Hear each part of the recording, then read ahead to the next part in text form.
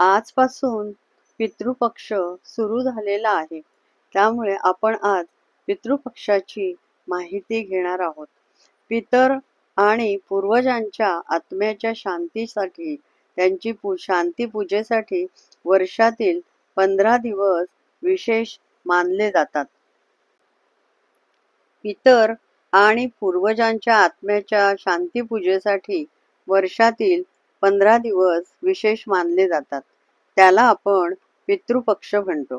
पितृपक्षात आपले पूर्वज पितृलोकातून पृथ्वीवर येतात असे शास्त्रात सांगितले आहे. पितृपक्षाचा पितर आणि पूर्वजांच्या शांती व तृप्तीसाठी धार्मिक विधी केले जातात.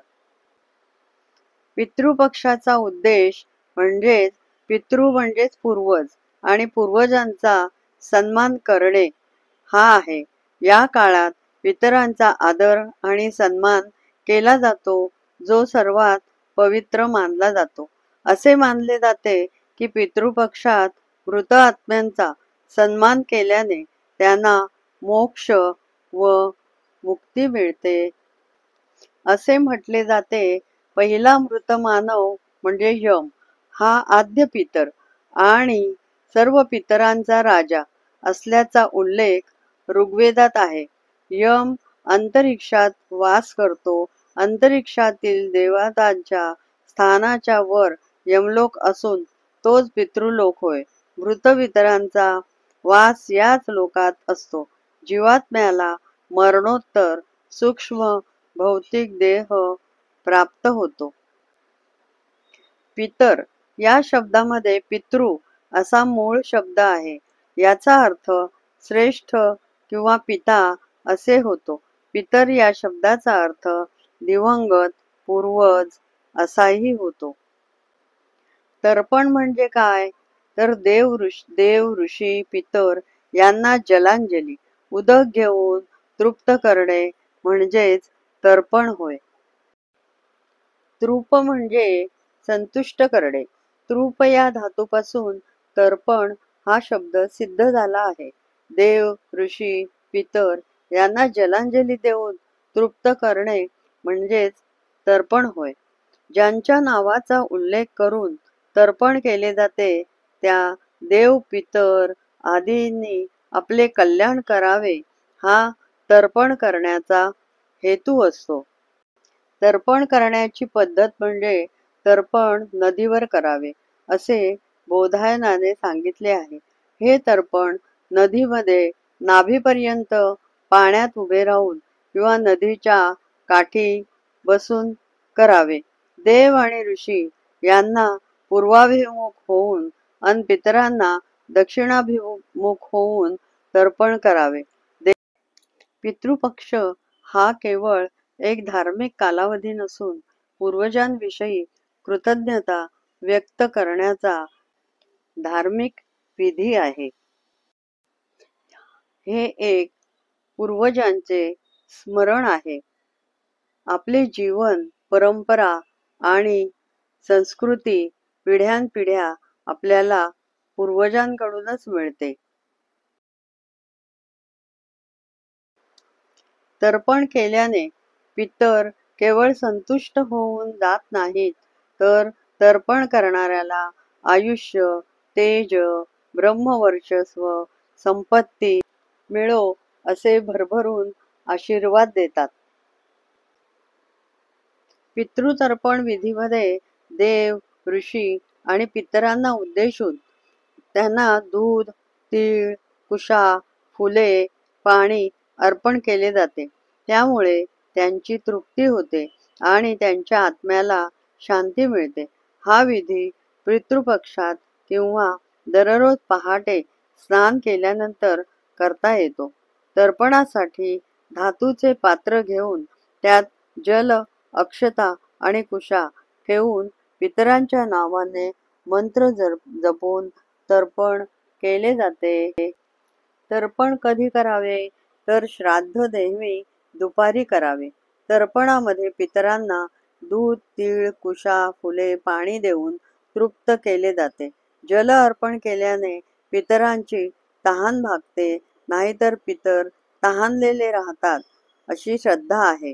त्यामुळे श्राद्धाच्या दिवशी आवश्यक गोष्टी जमवता येत नसतील तरी किमान पाण्याने तरी तर्पण करावे.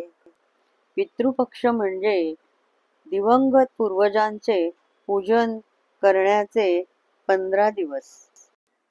श्राद्ध तर्पण दान यामुळे आपल्यात दया, कृतज्ञता व त्यागभाव जागृत होतो.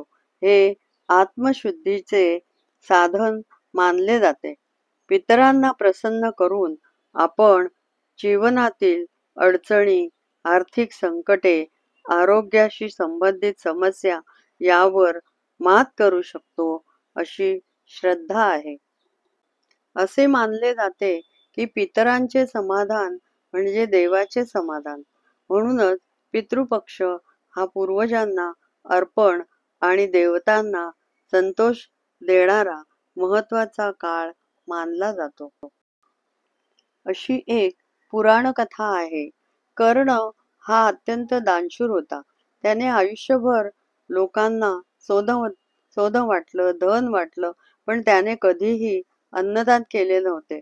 युद्धानंतर तो स्वर्गात गेल्यावर त्याला सोन्याचे दान मिळाले, पण अन्न मिळाले नाही. त्याने यमराजाकडे विचारले, मला अन्न का मिळत नाही? तर यमराजांनी सांगितले की तू पृथ्वीवर कधीही पितरांना अन्नदान केले नाहीस. कर्णाने प्रार्थना केली, मला 15 दिवस पृथ्वीवर जाण्याची परवानगी मिळावी.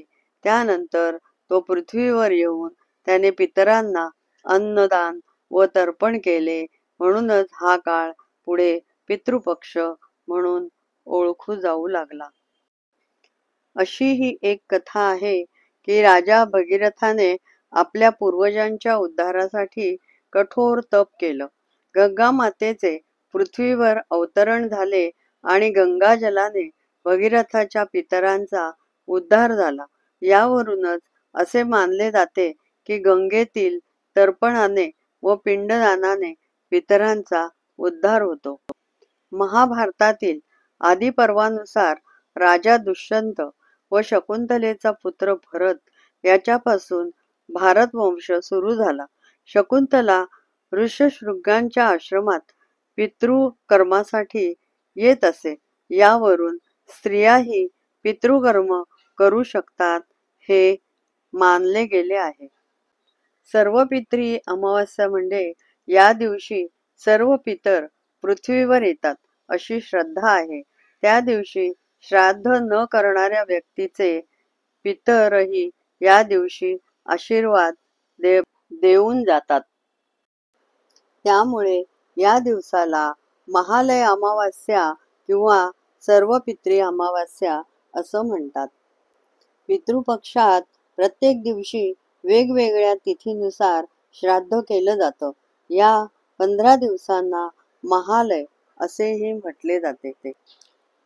असे मानले जाते की पितरांचे समाधान म्हणजेच देवांचे समाधान. म्हणून पितृपक्ष हा पूर्वजांना अर्पण आणि देवतांना संतोष देणारा महत्वाचा काळ मानला जातो. पितृपक्षात नवीन वस्तू खरेदी, लग्न, गृहप्रवेश, नवीन कामाचा शुभारंभ असे सण समारंभ टाळले जातात. हा काळ केवळ पितरांना अर्पण करण्यासाठी आणि शांततेने घालवण्यासाठी योग्य मानला जातो. सर्वपित्री अमावास्या म्हणजे ज्या व्यक्तींची श्राद्धातिथी ठाऊक नाही त्यांच्यासाठी हा दिवस अत्यंत महत्वाचा असतो. पितृपक्षात करावयाचे कार्य म्हणजे तिळाला तर्पण करणे, पिंडदान करणे, ब्राह्मणांना भोजन, वस्त्र किंवा दक्षिणा दान देणे, पक्ष्यांना, गायींना व गरजू लोकांना अन्नदान करणे. पितरांच्या स्मृतीसाठी तर्पण, पिंडदान, अन्नदान व ब्राह्मणांना भोजन घालणे हे या काळात केले जाते. पितृपक्ष हा भाद्रपद पौर्णिमेनंतर सुरू होतो आणि आश्विन अमावास्येला संपतो. हा कालावधी 15 दिवसांचा असतो. शास्त्रानुसार या काळात पितरांचे आत्मे पृथ्वीवर येतात आणि आपल्या वंशजांकडून अन्न, तर्पण व जलदानाची अपेक्षा करतात. आणि पितरांचे आशीर्वाद मिळाल्याने कुटुंबात सुख समृद्धी, आरोग्य व शांती नांदते असे मानले जाते. पितृपक्षाचं महत्त्व म्हणजे पूर्वजांचे स्मरण आणि परंपरेचे रक्षण. पितरांचे आशीर्वाद मिळाले की आयुष्य सुखी व समृद्ध होते. आपल्या अस्तित्वाची मुळे पितरांमध्ये आहेत. श्राद्ध म्हणजे केवळ कर्मकांड नव्हे तर कृतज्ञतेची भावना आहे. पितरांचा सन्मान म्हणजे देवाचा सन्मान. ऋण फेडल्याशिवाय जीवन पूर्ण होत नाही. तर्पणाने पितर तृप्त होतात तर दानाने गरजू तृप्त होतात. श्रद्धा आणि कृतज्ञतेने केलेले पितृकर्मच खरे फलदायी ठरते. मरणाने देह नष्ट होतो पण स्मरणाने आत्मा जिवंत राहतो. पितृपक्ष आपल्याला आपली वंश परंपरा आणि संस्कार यांना जोडून ठेवतो. हे विचार पितरांविषयी आदर, कृतज्ञता व आपली जबाबदारी लक्षात ठेवायला मदत करतात.